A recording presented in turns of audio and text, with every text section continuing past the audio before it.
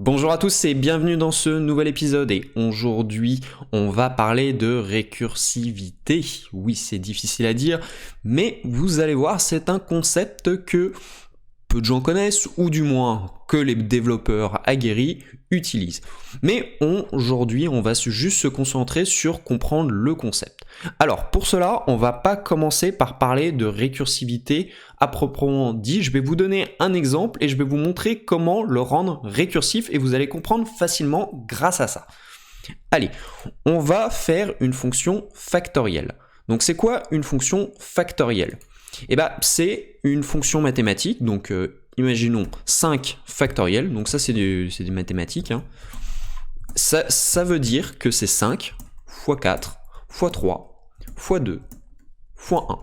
C'est une opération mathématique qui s'appelle factorielle. Donc, on va la reproduire en fonction, en programmation, donc c'est relativement simple à faire. Fonction factor, on va passer f, qui f représente le 5 qui est ici, et on va essayer de reproduire cette opération mathématique. Donc, pour ceux qui l'ont compris, on va utiliser une boucle, comme ceci, qui va de 1, parce qu'on ne veut pas le 0, jusqu'à f inclus. Alors, soit on fait f plus 1, ou on rajoute un égal. À vous de voir ce que vous voulez faire. Ensuite, on va avoir besoin d'une variable qu'on va faire let x égale 1. Je l'initialise à 1, comme ça simplifie le problème. Hop. Ensuite, on peut faire x fois égale index. Donc ça veut dire qu'on va multiplier x par l'index. Et là, on peut voir qu'on peut faire une optimisation. On n'a pas besoin de multiplier par 1. On peut commencer directement à 2. Comme ceci. Voilà. Et on va le retourner. Comme ceci. Donc si on ne s'est pas trompé, on va pouvoir faire un exemple tout simple qui est factor de 3. Donc si vous avez compris, c'est 3 fois 2.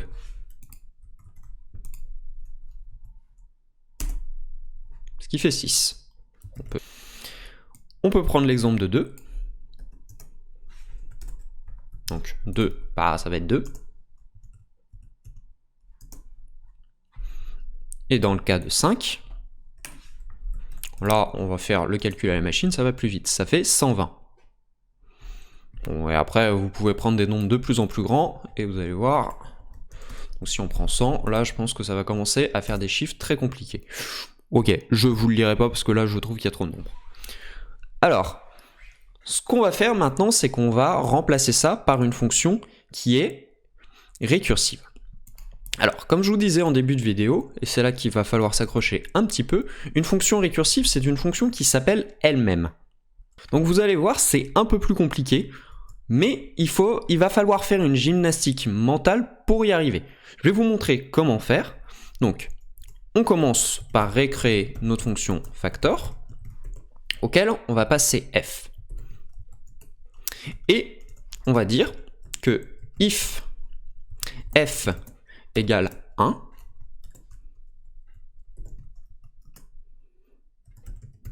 return 1. Sinon, ce qu'on va faire, c'est qu'on va faire return f fois factor f moins 1. Vous allez voir que le résultat va être sensiblement le même. Ce qu'on va faire, c'est qu'on va faire console.log factor et on va mettre 5. Donc on devrait obtenir 120 si on ne s'est pas trompé. On obtient 120. Ah, mais comment ça marche ce miracle ? Donc on va décortiquer la fonction. Donc, ce qui va se passer, c'est qu'on va exécuter factor avec une valeur de 5. Donc, on exécute. Donc, ce qu'elle va faire, c'est que on va faire factor 5 qui va ensuite appeler factor 4, qui va appeler factor 3 et ainsi de suite. J'aurais pu choisir un truc un peu plus petit. Comme ceci. Comme cela. Et là. Et ce qui nous intéresse, c'est cette condition-là, qui est une condition d'arrêt. Ça veut dire qu'une fois qu'on est arrivé là, on s'arrête. Donc, ça, ce que ça va faire, c'est factor 1, ça va retourner 1.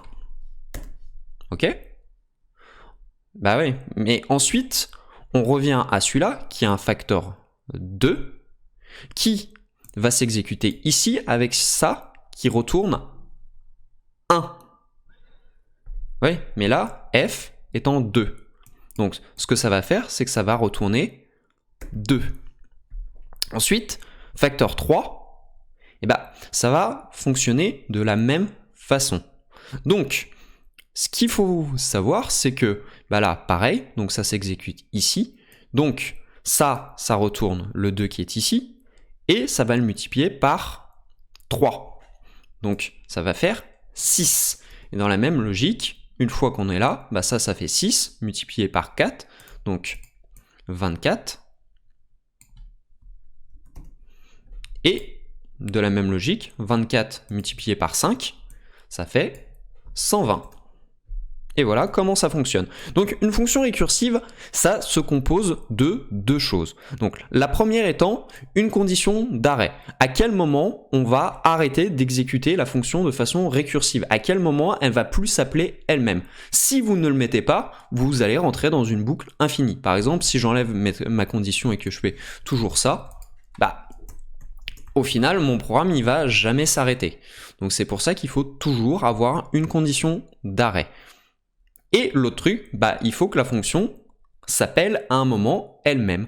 Donc c'est le cas qu'il y a ici. Après, je comprends que ça nécessite une gymnastique intellectuelle, c'est pas facile à comprendre, et dans ce cas-là, on peut parler de la performance. Il faut savoir que c'est pas très performant, parce qu'on va stocker en mémoire beaucoup plus de valeur qu'une simple boucle qui fait, en réalité, dans notre boucle ici, ce qu'on a, c'est uniquement la valeur de x. Le problème, c'est qu'on va stocker toutes les valeurs intermédiaires pour pouvoir faire la récursivité. Mais alors, vous allez me dire, mais à quoi ça sert la récursivité?